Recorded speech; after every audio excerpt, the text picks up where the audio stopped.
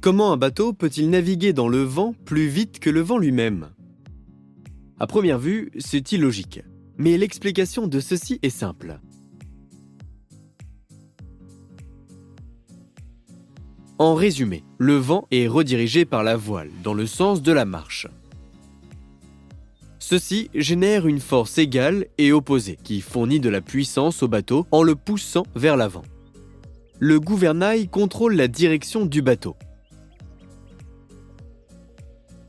La quille empêche le bateau d'être poussé sous le vent et à l'envers.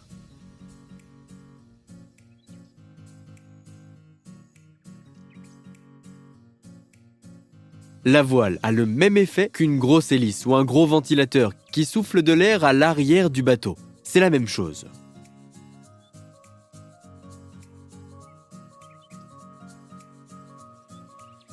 La force et l'énergie sont transférées du vent à la voile, ce qui pousse le bateau vers l'avant. Selon la deuxième loi du mouvement de Newton, la force générée est égale à la masse d'air déplacée par la voile chaque seconde multipliée par la vitesse du vent. En outre, plus le bateau se rapproche du vent, plus le vent apparent est fort, et plus la force en avant que les voiles peuvent générer est grande.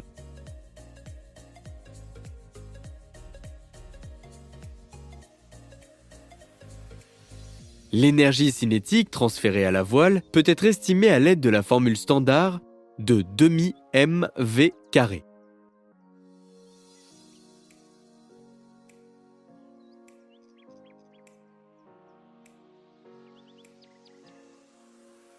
La puissance générée par une voile est simplement l'énergie transférée à chaque seconde. Étrangement, ce n'est pas ce qui est enseigné dans les écoles de physique ou d'ingénieur.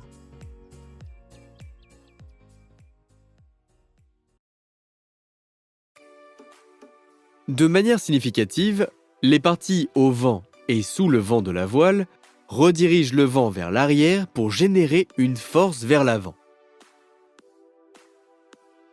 La voile du côté du vent pousse simplement l'air dans la direction souhaitée. Cela crée une pression atmosphérique élevée.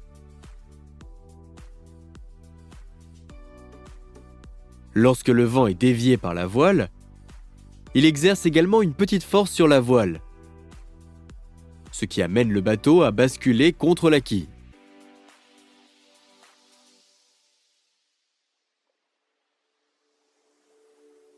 Sur un virement de près au vent, la voile n'absorbe pas toute la force du vent.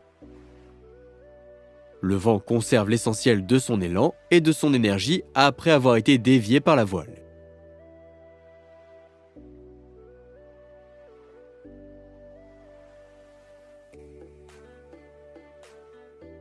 En outre, le flux d'air suit naturellement une surface courbe en raison de l'effet Coanda.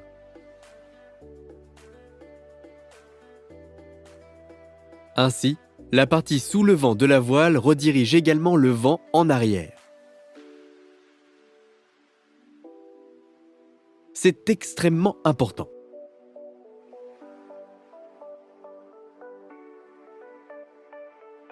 Cela crée une faible pression sur le côté sous le vent de la voile.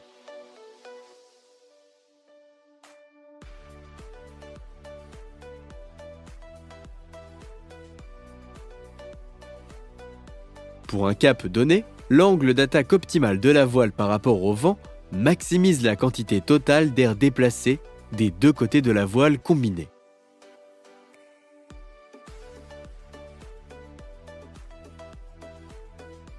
Sur un virement de près au vent, la voile a un petit angle d'attaque. Du côté sous le vent de la voile, l'effet Coanda est à son maximum. Mais du côté du vent, la quantité de voile exposée au vent est la plus petite. Par contre, lorsque le bateau est en marche avec le vent, la voile a un large angle d'attaque et la dynamique est inversée. Du côté sous le vent de la voile, il n'y a pas d'effet Coanda et aucun vent n'est redirigé. Mais du côté du vent, la quantité de voile exposée au vent est maximale.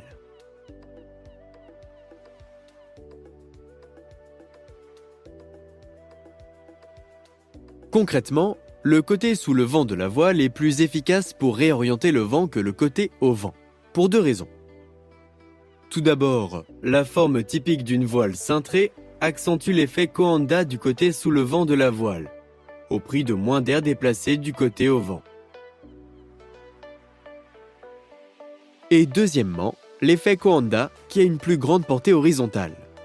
Le côté sous le vent affecte le vent à une plus grande distance de la voile. Donc, il peut rediriger une plus grande quantité de vent.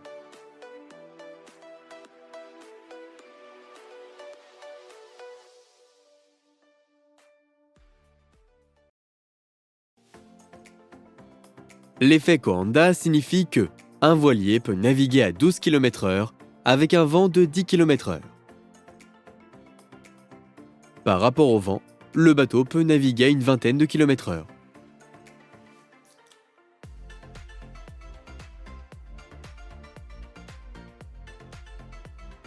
Et alors? Cela résout une énigme de navigation. Qu'un bateau naviguant dans le vent puisse naviguer plus vite que le vent, principalement en raison de l'effet Coanda et du vent apparent. Mais un bateau naviguant avec le vent ne peut pas naviguer plus vite que le vent. L'explication est simple.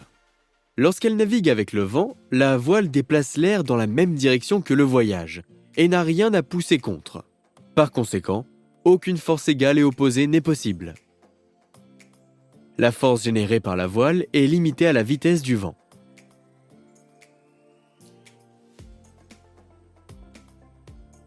De plus, la partie sous le vent de la voile est incapable de déplacer l'air.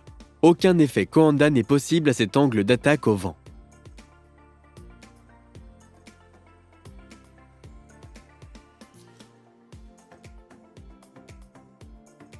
En conclusion, il n'est pas surprenant que les lois du mouvement de Newton expliquent la physique d'un bateau naviguant dans le vent.